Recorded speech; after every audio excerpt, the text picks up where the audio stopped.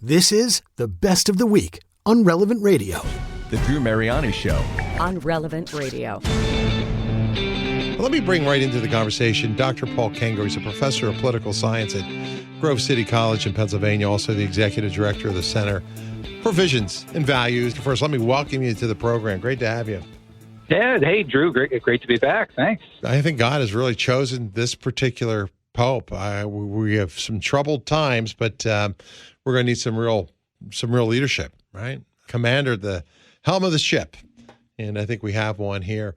But I want to get your take on Pope Leo. I don't think you and I have had a chance to talk about him. No, we since the papacy. A lot of people are very hopeful on him. But give me your take in terms of the skill set he's bringing and what he's done historically and what you expect him to do in the future. So he had a major papal appointment in his first official day in the job. All right. Now the Pope becomes Pope the minute that he's in the Sistine Chapel and he is asked, do you consent? Do you accept? Right. And that's after receiving, by the way, over 100 votes, Drew. He got over 100 votes. Wow. We know this from the Italian press. I mean, this guy is really a consensus pick. And so that's when he really becomes Pope. But he had his official installation a couple Sundays after that. That was in St. Peter's Square. You know, very touching. That's when he took his first ride in the Popemobile. Yeah. That's when he received the fisherman's ring on the ring finger of his right hand.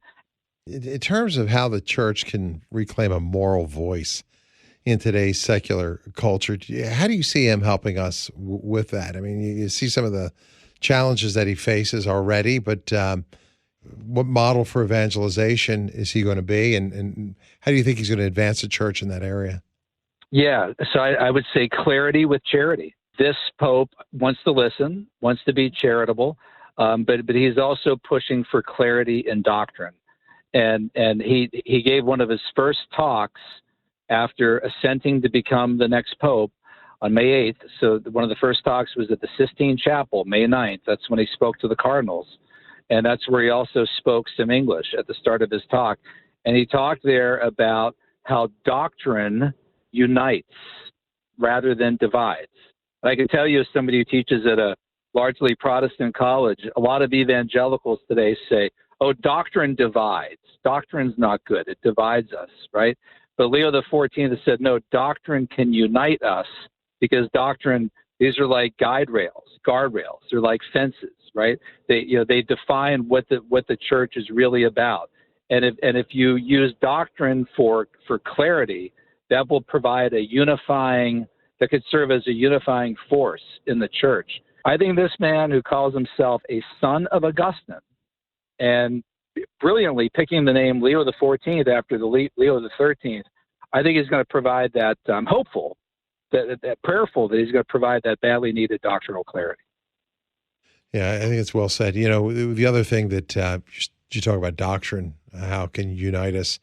The teachings of the church are so clear, and I was mentioning rerum novarum. You know, I'm hearing a lot of people talking about that lately, and Pope Leo sees parallels between our current era right now, and between the past era and our current era, and he believes that the church has got to respond to AI in particular. I mean, this is going to be a wild ride, and it's happening at rapid speed.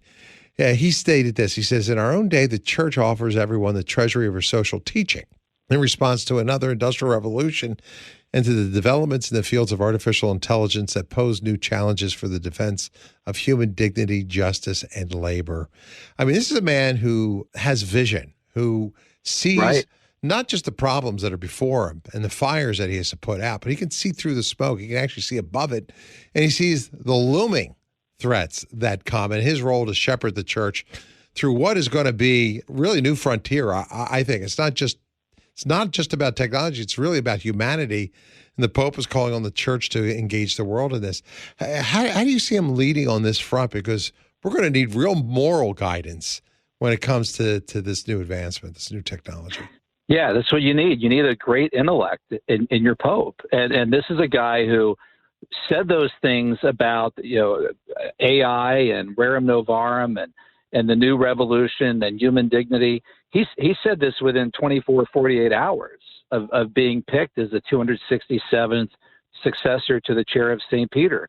So this wasn't like his speechwriters coming in, right? And kind of, what kind of vision can we lay out for you here, Holy Father, right? This is somebody was already seeing this, already got it.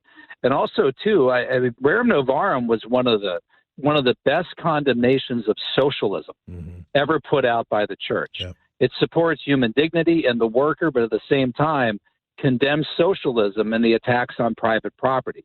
It defends private property. Rerum Novarum doesn't mention communism, collectivism, or Marxism one time. It mentions socialism 5 times, condemns it over and over and over again. And it was 40 years after Rerum Novarum that Pope Pius XI released Quadragesimo Anno, which means 40 years after.